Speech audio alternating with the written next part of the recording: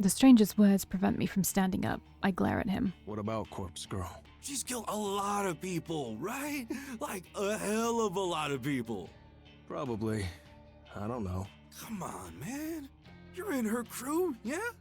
How the fuck would he know that? I seen you lifting at the morgue. You run that white piece of shit van, am I right? I don't... Careful now. If I can find you, it can't be that hard for the cops to pinch you. What do you want? Like I said, just wanted to say what's up. The foul man leans across the table. His hot breath reeks more than the factory. I want to know how you guys do it. How do you get up every morning knowing that there's a killer out there even more powerful and successful than Corpse Girl? I knew exactly what he was referring to. I try not to let my face betray me.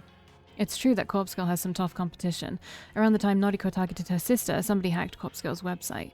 Ever since then, a new string of deaths have raged across Tokyo like wildfire. Deaths not caused by Corpse Girl. It started off with the copycat killer stealing Noriko's requests.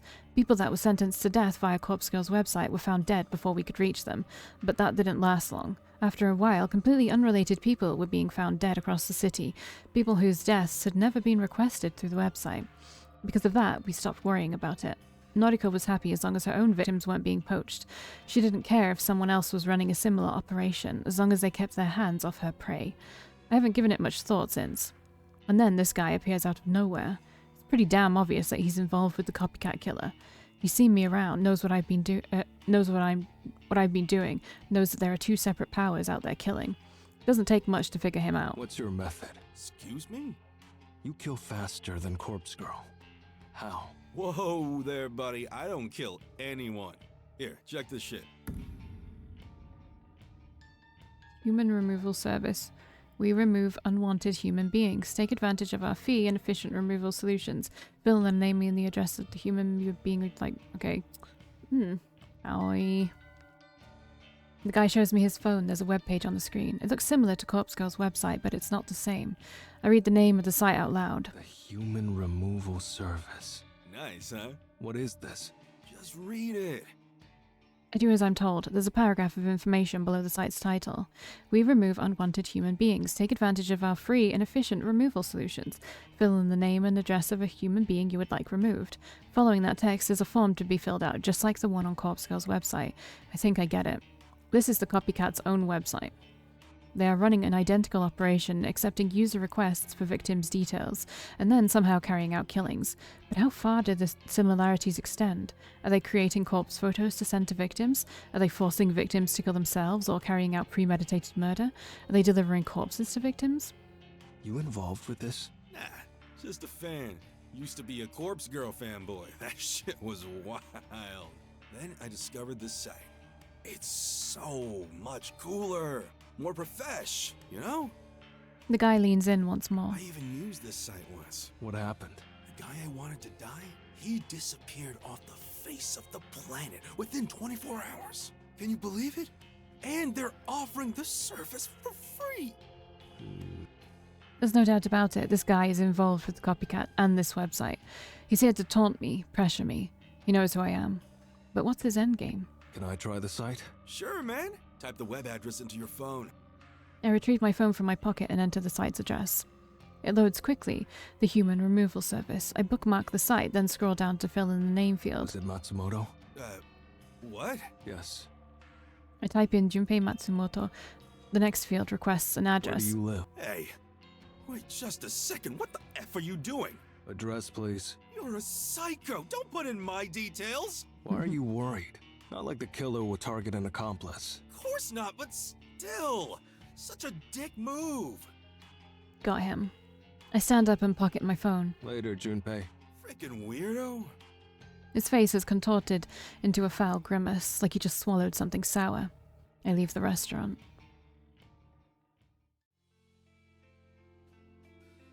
Junpei Matsumoto essentially confessed that he's involved with the Human Removal Service. He agreed that he wouldn't be targeted if I entered his name on the website. He admitted to being an accomplice. I don't know if he figured out that I figured out. Don't care. I need to tell Noriko.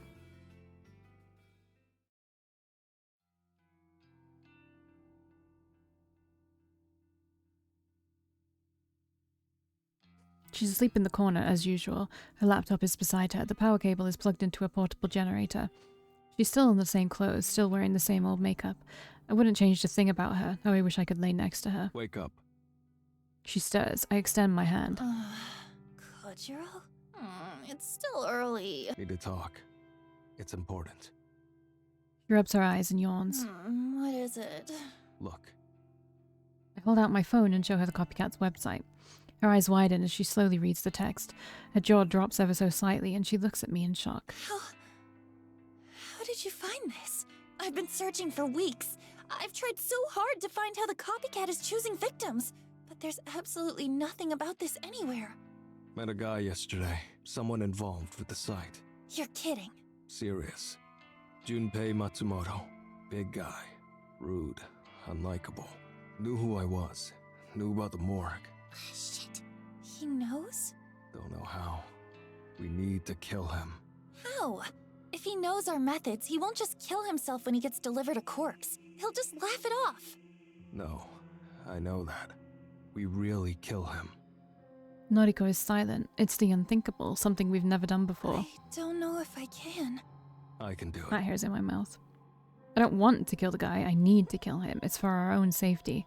With him alive, our secrets are compromised. He knows me. He may very well know Noriko. Well, doesn't that name spark anything in her mind? She went a little bit crazy over Junpei. Even if she doesn't know his second name, which I don't remember if she does. But even if she doesn't, the name Junpei should spark something in her head. Junpei Matsumoto? Why do I always start saying this before she starts having... Sounds so familiar. You'd Check think his she'd know profile. since she went crazy. Noriko doesn't waste any time and brings up his noise profile. Oh, shit! I peer over at her phone. Sure enough, the profile picture matches what he looked like. Hard to forget a guy like that. This is Aoi's boyfriend. Aoi. Your friend. Aoi, the girl that Noriko never stops talking about. The cute and shy one. The one I followed more than a few times out of curiosity. Wanted to see what constitutes a friend of Noriko's. Needed some tips. Is she dating Junpei? Strange match. Is this for real? I met Junpei some time ago. Maybe last month? I see. Are they still together? As far as I know, I haven't spoken to Aoi in a while. Wait, I wonder. What? Never mind. I need to think some things over. Okay. Kojiro, you remember the photo of my sister's corpse, right? Not the one that I crafted. The other one I found on her phone. Sure. You remember the instructions written on it? Stabbed Shuji at the party, right? Spot on. The copycat must send instructions written on corpse photos. I have a feeling the instructions always relate to killing other people. Other people whose deaths have been requested. I get it. Kill two birds with one stone. Send one corpse photo to a victim and have them kill another victim. It's efficient. That's how they've racked up so many deaths so quickly. Exactly. We can only rely on news reports for the numbers, but it's pretty clear that the copycat has claimed a few hundred lives in the past month at least. And we're up to 164. Yes. 164 deaths caused by Corpse Girl, but we've delivered twice as many corpses as that. Our success rate is about 50%, and it has been dropping rapidly. It would seem that Corpse Girl's rising popularity is having a detrimental effect on our success rate. As public knowledge of Corpse Girl increases, the fear of receiving a corpse decreases. People are starting to figure out how the method works. If they don't cave into fear, they don't kill themselves. It's that simple. In most cases in which the victim has survived, they simply brush off the attempt on their life. They call the police, have the corpse removed, they go on with We life. haven't been doing so well lately, but the deaths across Tokyo, the ones unrelated to us, are Yeah, because expanding at someone's an actually going and exponential killing rate. them. I guarantee it. And I'm like 60% sure that it's Aoi, just because there's something off with her to begin with. Not that you saw it in the beginning, but as soon as she started to stalk, I stalked this person. And Noriko was like, what the fuck? Like, even Noriko was like, what the fuck? Like, that's when it started being like, oh, something's off with this girl. Because, like, having OCD or whatever is, like, one thing, but, you know. Seems that way. Then our rival has a more foolproof method of killing. Is it as simple as adding instructions to a corpse photo?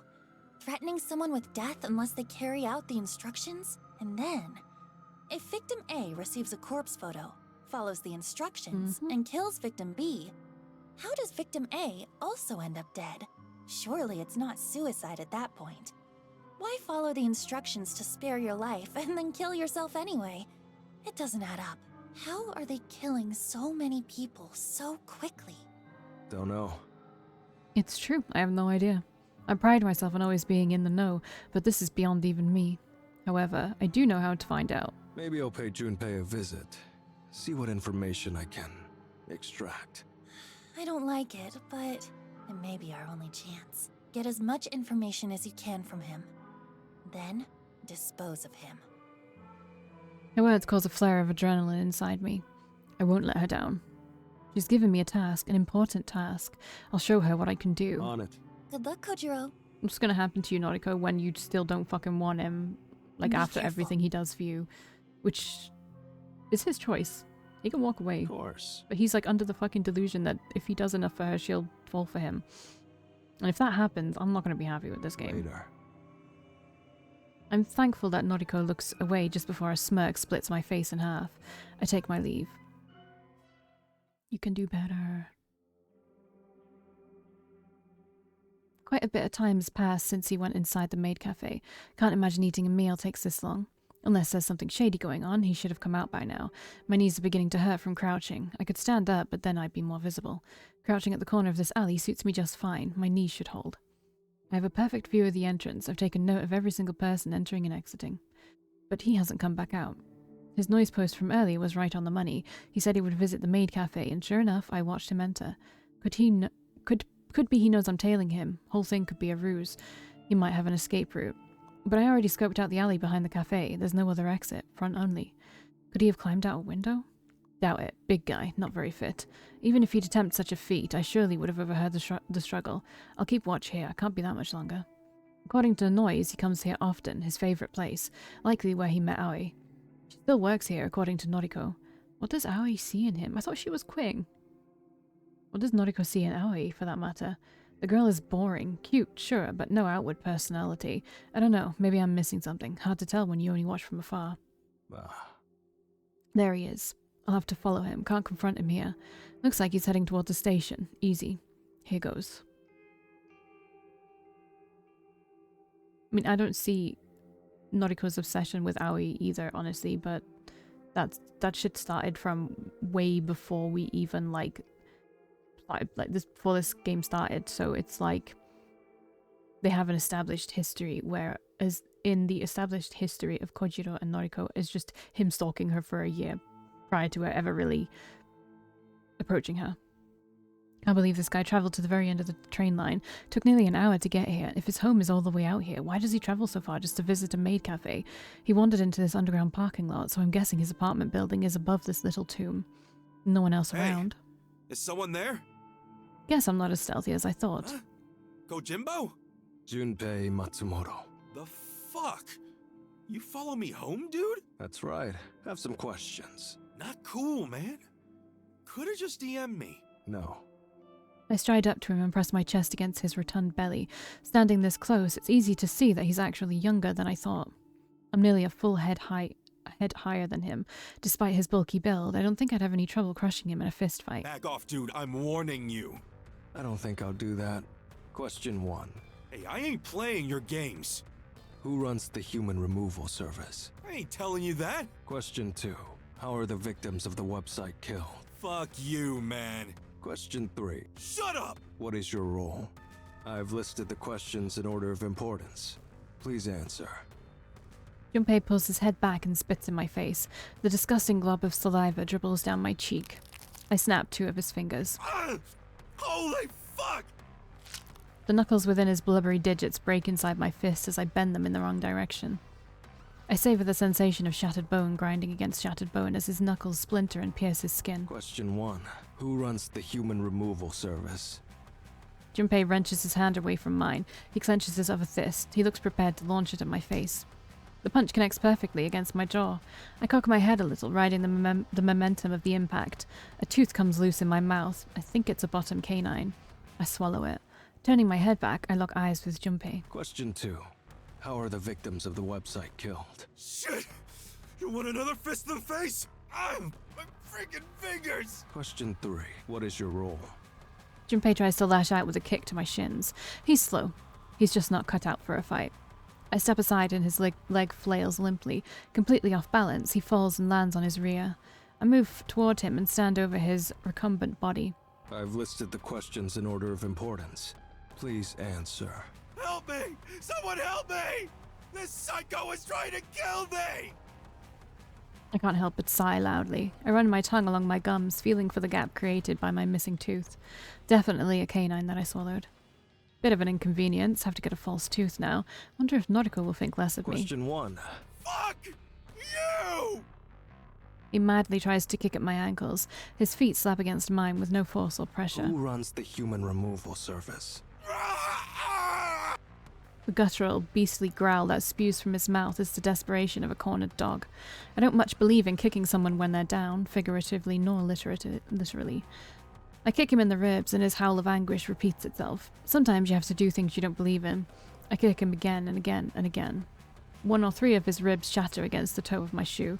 It's a crunching sensation, like kicking in the ribs of a cadaver. I suppose a comparison isn't really necessary. Stop! Please! The slow, desperate plea is completely different from the urgent howls of frustration just moments ago. Beaten and wounded, the dog is panting heavily, his tongue lolling against the asphalt. Question 2. How are the victims of the website killed? A moment's silence prompts me to prepare my foot for another flurry of kicks. But a meek answer I didn't foresee causes my body to stiffen. Our Herald.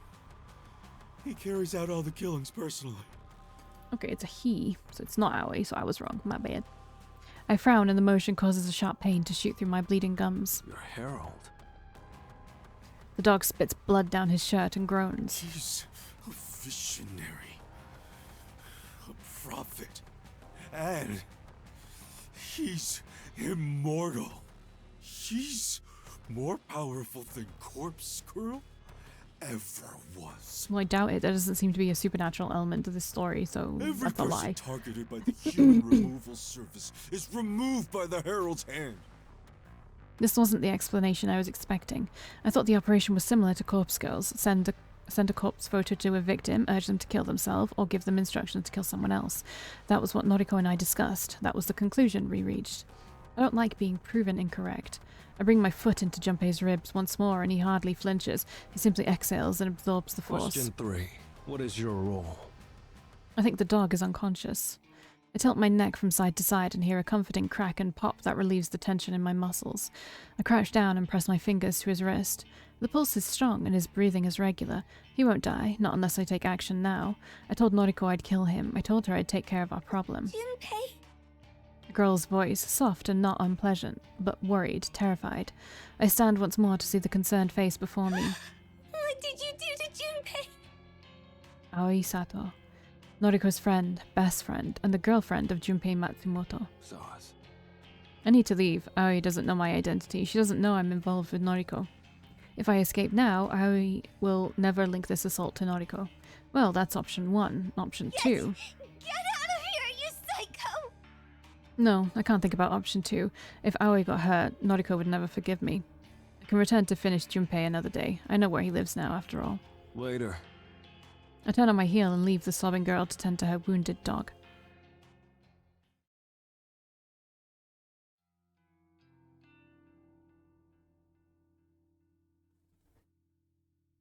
When I was with Shizuko, I became really fascinated with brewing coffee.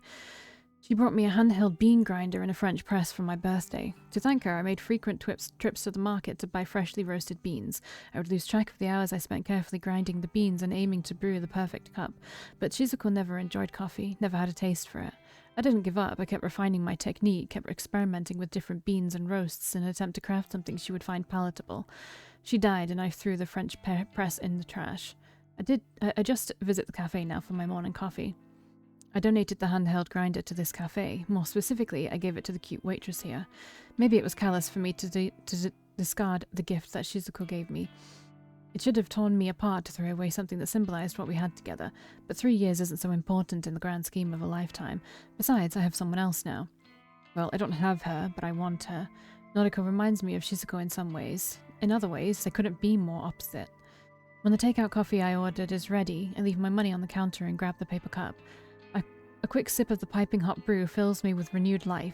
The liquid scalds the area where my tooth used to be. Not much for it, I'll go to the dentist some other time. Coffee in hand, I leave the cafe and make my way to my next destination. The factory. Oh no, the library. Public libraries don't get the credit they deserve in this age. They're quiet, calm, soothing.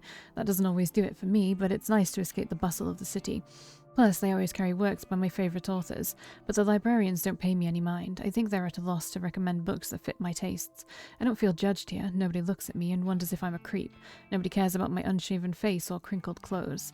Nobody looks at me and asks if I miss Shizuko. I wish someone would ask. Just once. It would be nice to know someone cares, even if I don't. But no one knew Shizuko. No one knows she was in my life, and no one knows she's gone. I haven't even told Noriko about her. I think she has enough on her mind right now. I'll tell her when the time is right. After wandering around the library aisles aimlessly, I pick a tome from the shelf at random and find a couch to sit on. Comfortable at last, I sip my coffee and thumb through the book I've acquired. It would seem I've selected an autobiography about a famed painter I've never heard of. It'll do for now. I'll read anything. I skim through the preface, then the first chapter. My fingers pick up speed as I thumb through the pages, never absorbing more than the first line of any particular page.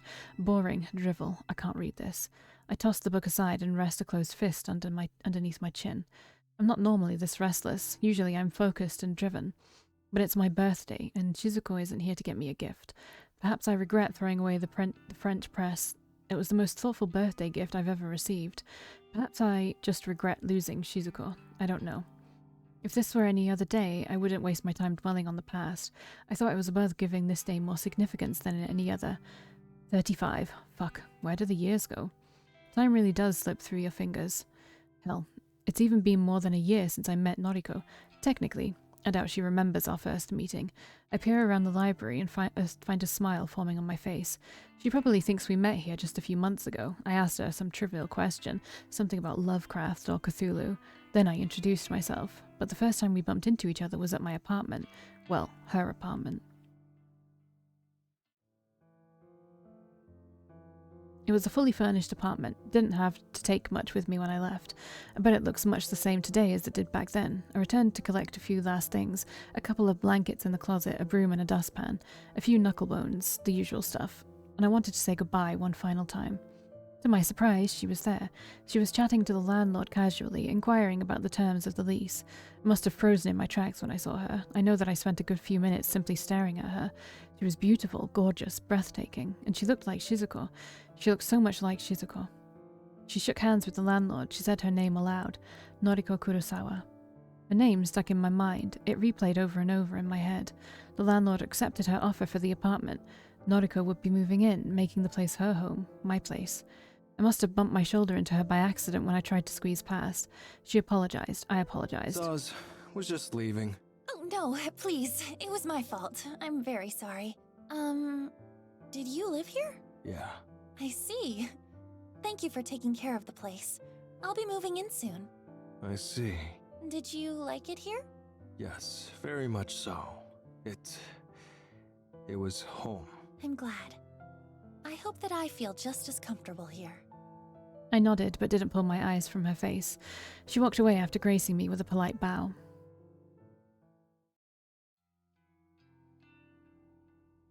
The Noriko from back then was healthier than the girl I know now. She's become little more than a skeleton, skin and bones, but her keen mind hasn't dulled.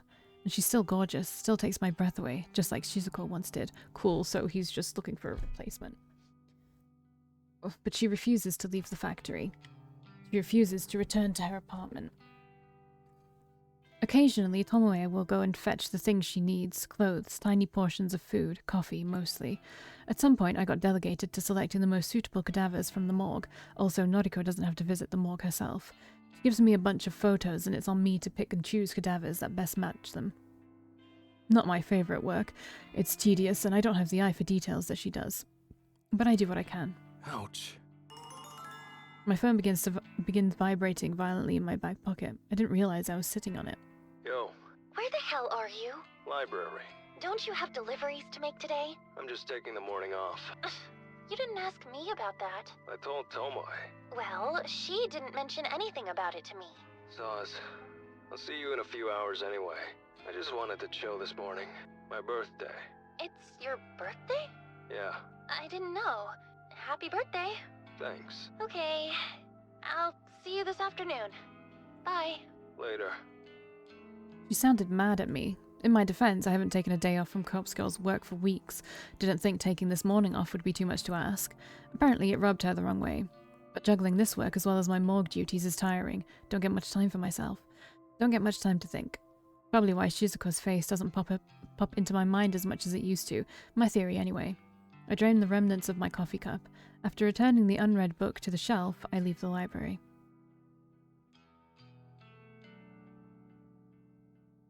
I'm home.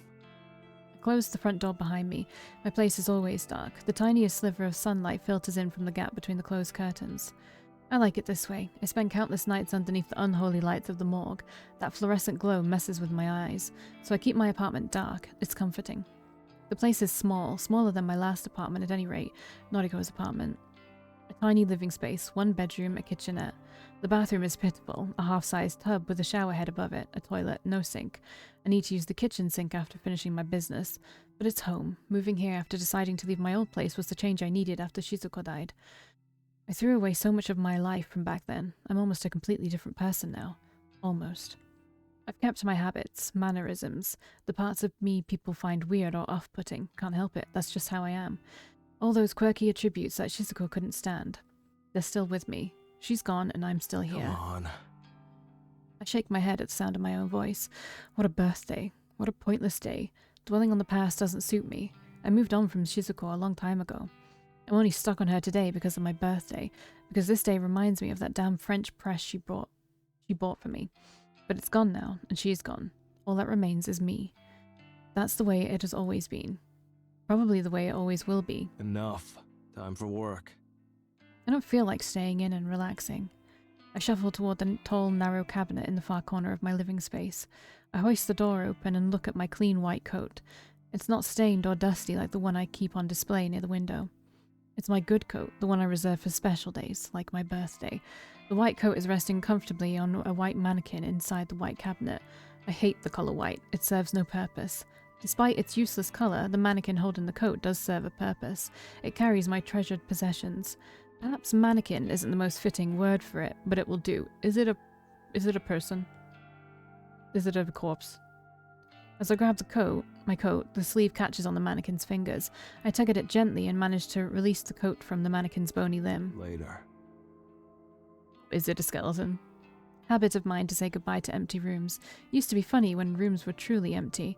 Not so funny anymore, not when that face stares back at me from within the cabinet. Nothing to do about it. Right, epic weirdo. Happy birthday.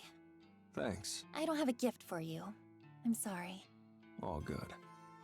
Noriko runs her hand along her opposite arm shyly, not like her to act so awkward and embarrassed. I just didn't know. That's all. I know.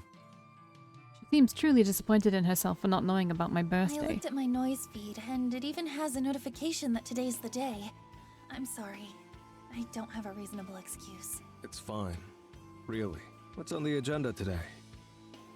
I want to break away from this discussion. I hate my birthday. I hate Shizuko for leaving me.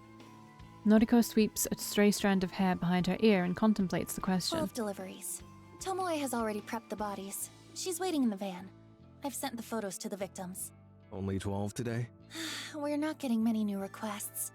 All of today's deliveries are just part of our backlog. There aren't many corpses left here, actually. We've managed to work our way through most of them. Have to visit the morgue again soon. I see. Things seem to be slowing down. The copycat is stealing our business. I just know it. Maybe. Oh, that reminds me. Whatever happened to Aoi's boyfriend? What do you mean? I can't believe I forgot about it. You were going to kill him. Oh, yeah.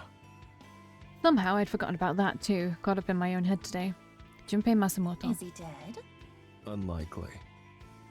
Noriko's pout prompts me to explain. Heard him good, but Aoi arrived before I could go further. Shit. Did she see you? Yeah. She doesn't know me, though. I suppose. Wait. You didn't hurt Aoi, did you? The tone of panic in her gasping voice is impossible to disregard. Of course not. How he's innocent, you know? She can't get caught up in all this. I know. I'd never hurt a friend of Noriko's. Unless they hurt me first, self-defense or something. So, what do we do about Junpei? If he's still alive, he knows that you're involved with the morgue and with Corpse Girl. Don't know. Actually, he did say something interesting. What did he say? I quote, "Every person targeted by the Human Removal Service is removed by the Herald's hand." End quote. The Herald?